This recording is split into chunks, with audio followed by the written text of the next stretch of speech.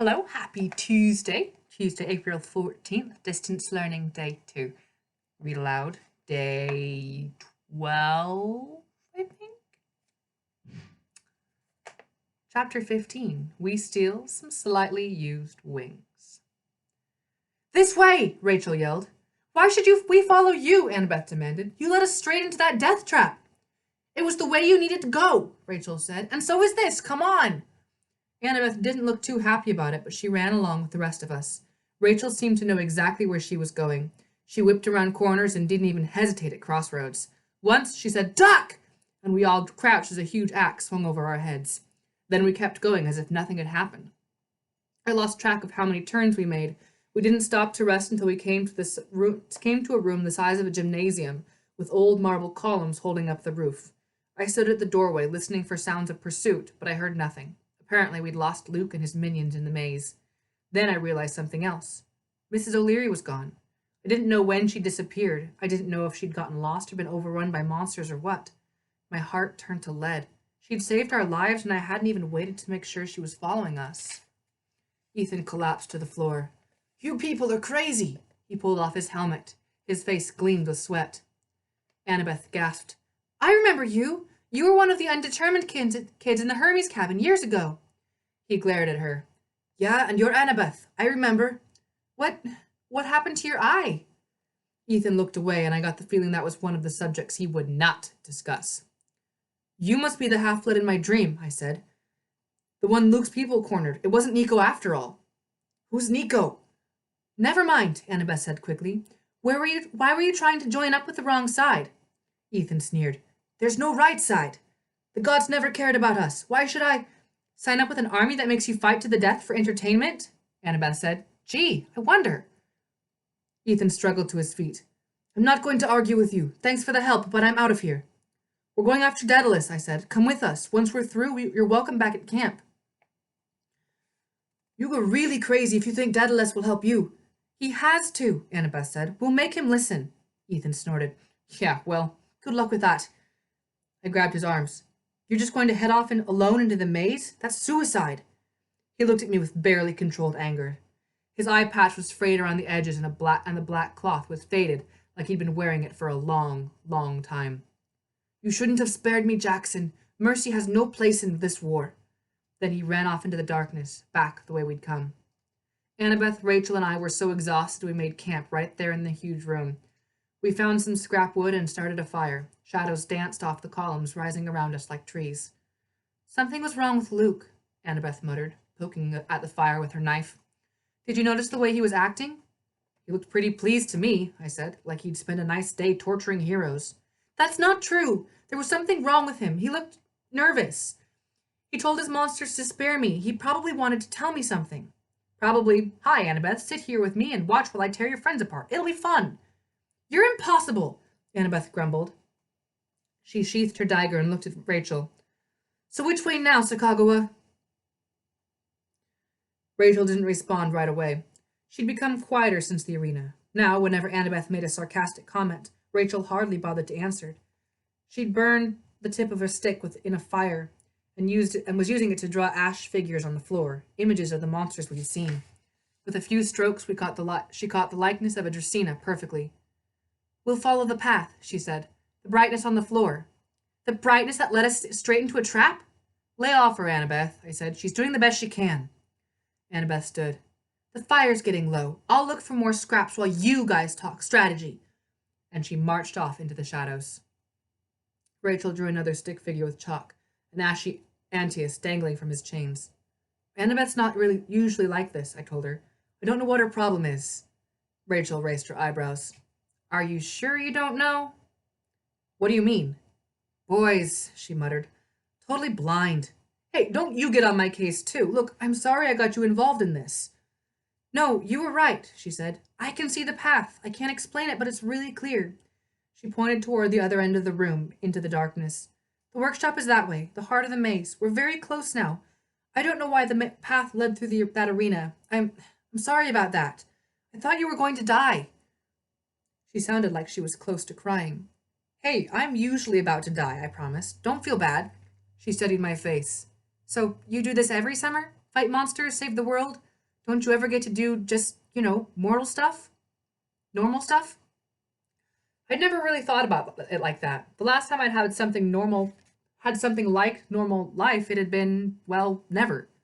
Half-bloods get used to it, I guess. Or maybe not used to it, but I shifted uncomfortably. What about you? What do you do normally? Rachel shrugged. I paint. I read a lot. Okay, I thought, so we were scoring a 0 in the similarities chart. What about your family? I could sense her mental shields going up, like this was not a safe subject. Oh, they're just, family. You said they wouldn't notice if you were gone. She set down her drawing stick. Wow, I'm really tired. I may sleep for a while, okay? Oh, sure, sorry if... But Rachel was already curling up, using her backpack as a pillow. She closed her eyes and lay very still, but I got the feeling she wasn't really asleep. A few minutes later, Annabeth came back. She tossed a few more sticks on the fire. She looked at Rachel and then at me. I'll take first watch, she said. You should sleep too. You don't have to act like that. Like what? Never mind. I lay down, feeling miserable. I was so tired I fell asleep as soon as my eyes closed. In my dreams, I heard laughter, cold, harsh laughter, like knives being sharpened. I was standing at the edge of a pit, in the depths of Tartarus. Below me, the darkness seethed into ink like inky soup.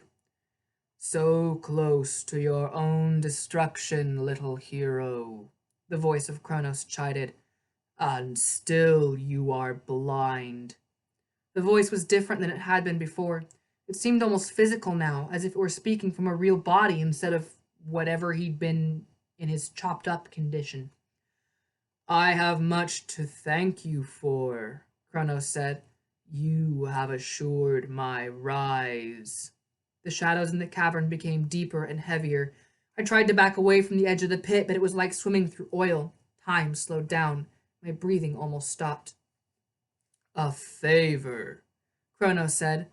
The Titan Lord always pays his debts. Perhaps a glimpse of the friends you abandoned. The darkness rippled toward me, and I was in a different cave. Hurry, Tyson said. He came barreling into the room. Grover stumbled along behind him. There was a rumbling in the corridor they'd come from, and the head of an enormous snake burst into the cave.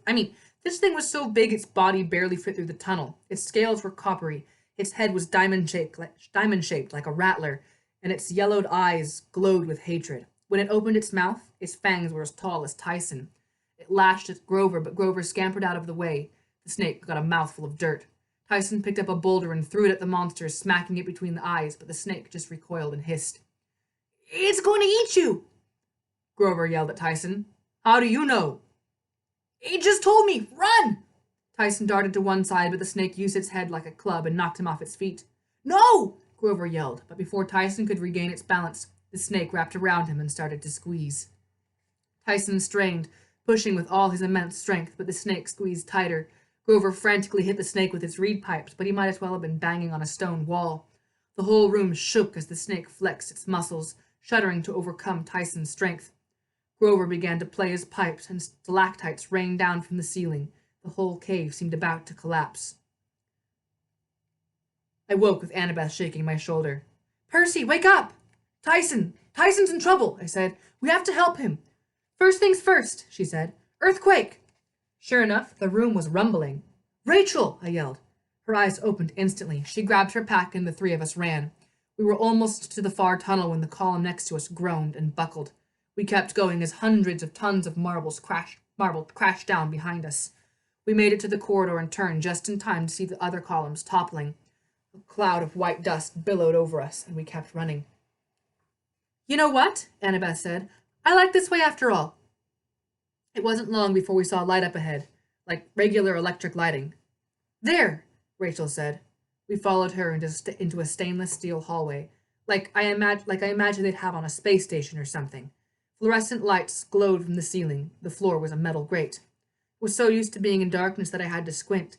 Annabeth and Rachel both looked pale in the harsh illumination. This way, Rachel said, beginning to run. We're close. This is so wrong, Annabeth said. The workshop should be in the oldest section of the maze. This can't... She faltered because we'd arrived at a set of metal double doors. Inscribed in the steel at eye level was a large blue Greek delta. We're here, Rachel announced. Daedalus's workshop. Annabeth pressed the symbol on the doors and they hissed open. So much for ancient architecture, I said. Annabeth scowled. Together we walked inside. The first thing that struck me was the daylight, blazing sun coming through giant windows. Not the kind of thing you'd expect in the heart of a dungeon. The workshop was like an artist's studio, with 30-foot ceilings and industrial lighting, polished stone floors and workbenches, along with windows. A spiral staircase led up to a second-story loft. Half a dozen easels displayed hand-drawn diagrams for buildings and machines that looked like Leonardo da Vinci sketches. Several laptop computers were scattered around on the tables. Glass jars of green oil, Greek fire lined one shelf. There were inventions, too, weird metal machines I couldn't make sense of. One was a bronze chair with a bunch of electrical wires attached to it, like some kind of torture device. In another corner stood a giant metal egg the size of a man. There was a grandfather clock that appeared to be made entirely of glass so you could see all the gears turning, and hanging on the wall were several sets of bronze and silver wings. Dia Mortalis, Annabeth muttered.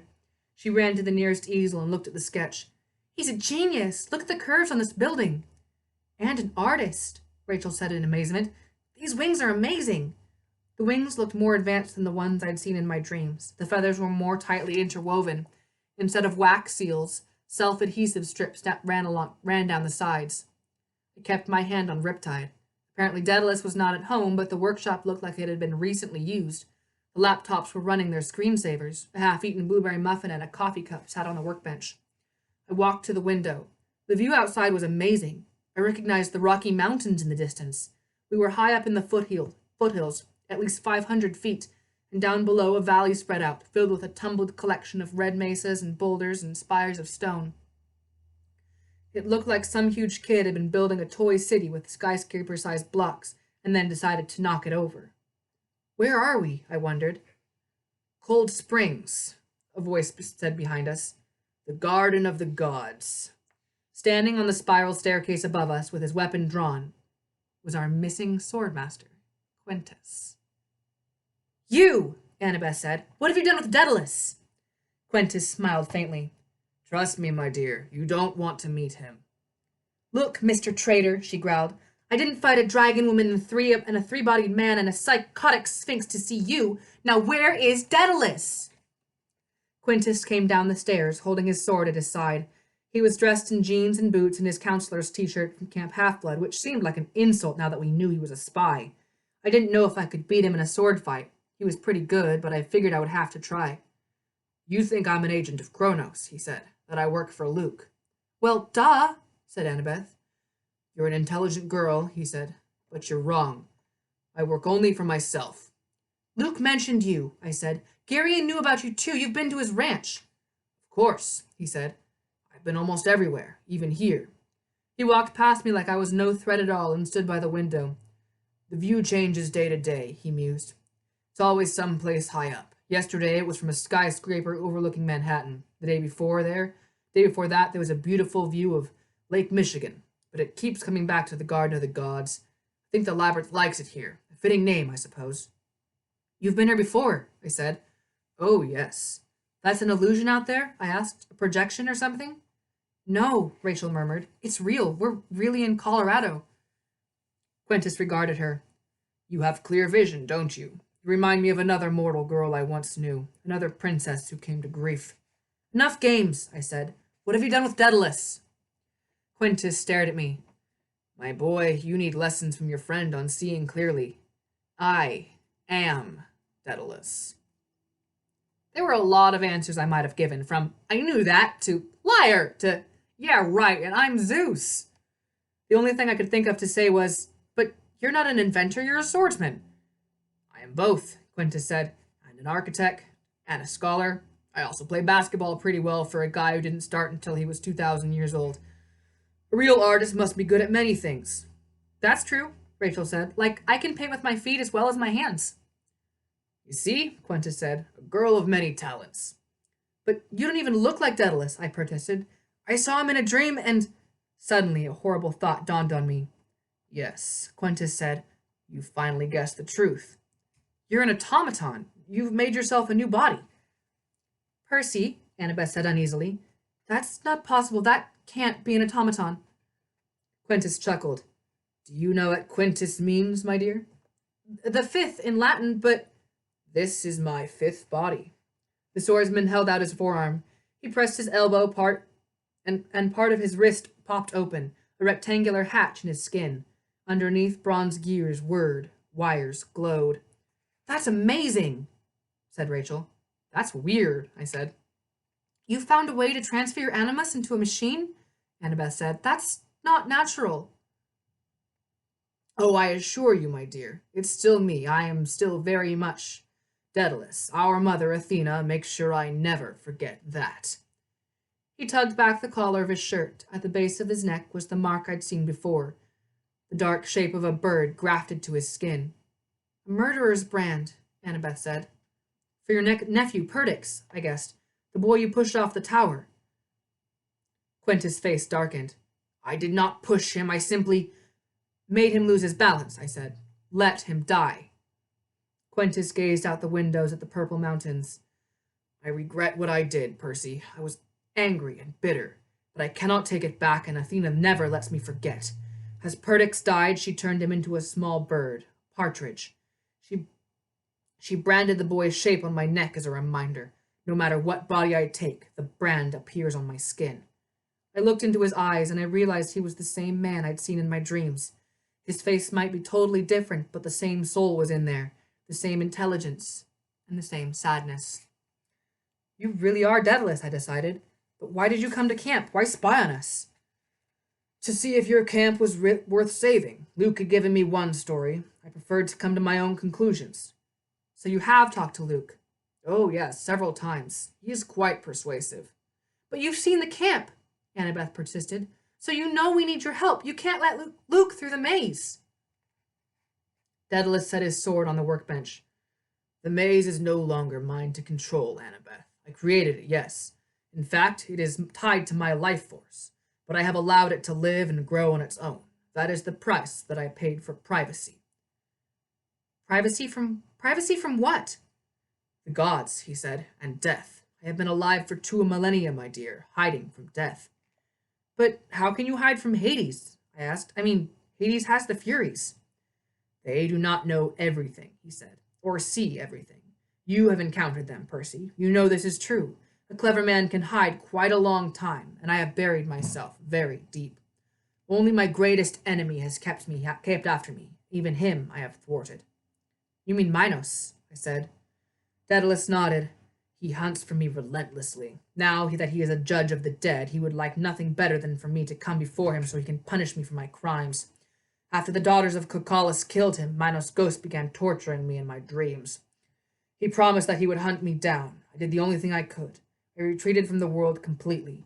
I descended into my labyrinth. I decided this would be my ultimate accomplishment. I would cheat death. And you did, Annabeth marveled. For 2,000 years.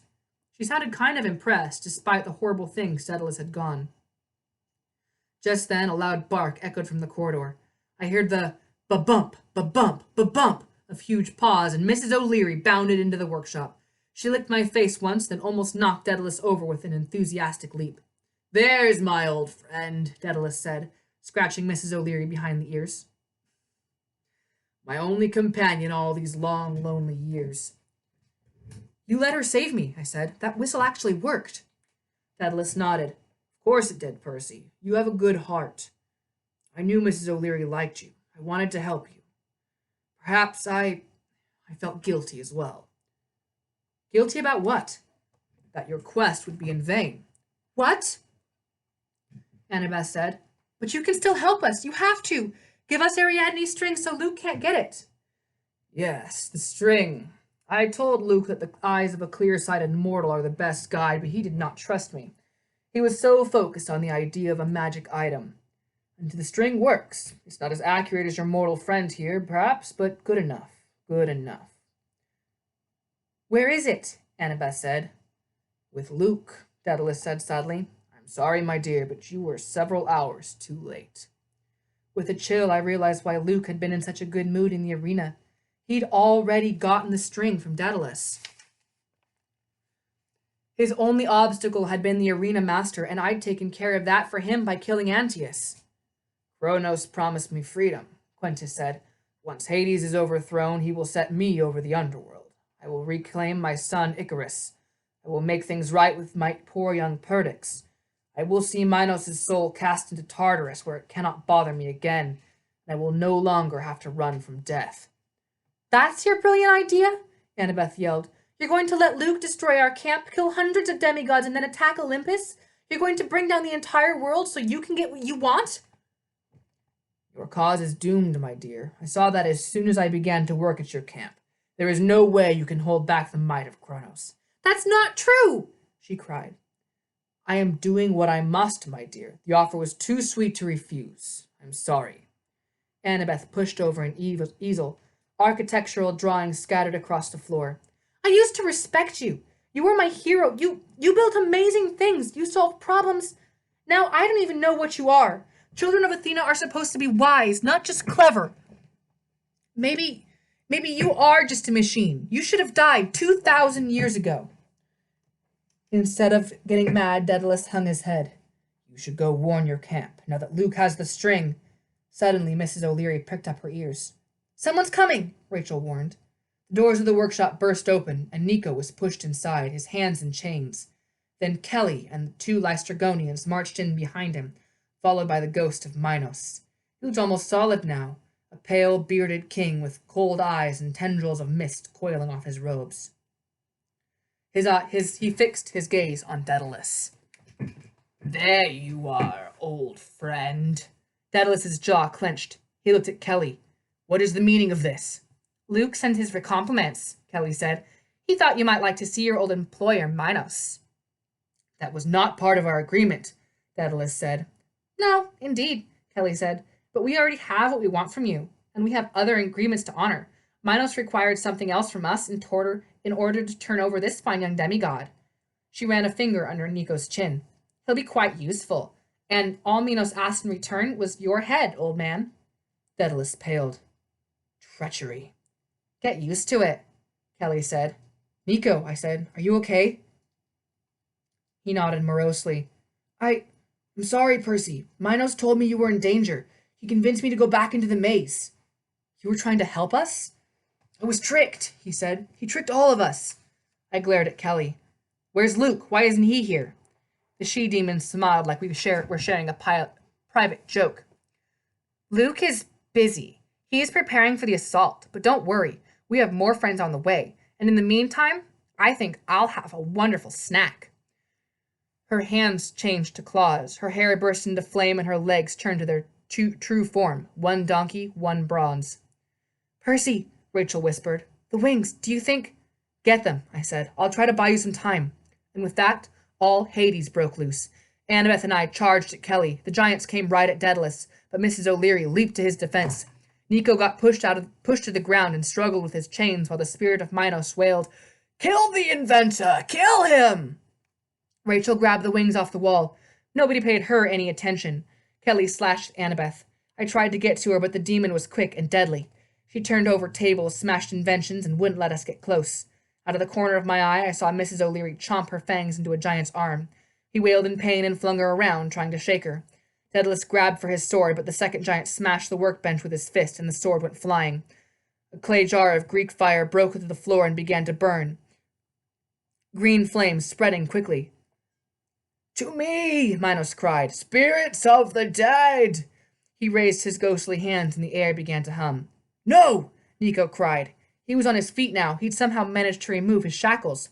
You do not control me, young fool, Minos sneered. All this time I have been controlling you. A soul for a soul, yes. But it is not your sister who will return from the dead. It is I, as soon as I slay the inventor. Spirits began to appear around Minos, shimmering forms that slowly multiplied, solidifying into Cretan soldiers. I am the son of Hades, Nico insisted. Be gone. Minos laughed. You have no power over me. I am the lord of spirits, the ghost king. No, Nico drew his sword. I am. He stabbed his black blade into the floor, and it cleaved through the stone like butter. Never, Minos' form rippled. I will not! The ground rumbled. The windows cracked and shattered to pieces, letting in a blast of fresh air. A fissure opened in the stone floor of the workshop, and Minos and all his spirits were sucked into the void with a horrible wail. The bad news. The fight was still going on all around us, and I had let myself get distracted. Kelly pounced on me so fast I had no time to defend myself. My sword skittered away, and I hit my head on the work table as I fell. My eyesight went fuzzy, and I couldn't raise my arms. Kelly laughed. You will taste wonderful. She bared her fangs. Then suddenly her body went rigid. Her red eyes widened. She gasped, No, school spirit! And Annabeth took out her knife out of the impoose's back. With an awful screech, Kelly dissolved into yellow vapor. Annabeth helped me up. I still felt dizzy, but we had no time to lose. Mrs. O'Leary and Daedalus were still locked in combat with the giants, and I could hear shouting in the tunnel. More monsters were coming toward the workshop. We have to help Daedalus, I said. No time, Rachel said. Too many coming. She had already fitted herself with wings and was working on Nico, who looked pale and sweaty from his struggle with Minos. The wings grafted instantly to his back and arms. Now you, she told me. In seconds, Nico, Annabeth, Rachel, and I had fitted ourselves with coppery wings. Already I could feel myself being lifted by the wind coming through the window. Greek fire was burning the tables and furniture, spreading up the circular stairs. Daedalus, I yelled. Come on! He was cut in 100 places, but he was bleeding golden oil instead of blood. He'd found his sword and was using part of a smashed table as a shield against the giants. I won't leave Mrs. O'Leary, he said. Go!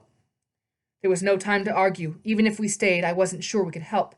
None of us know how to fly, Nico protested. Great time to find out, I said, and together the four of us jumped out of the window into open sky. That is the end of chapter 15. Chapter 16, I Open a Coffin. For tomorrow. Assuming I get this posted today. Which is likely.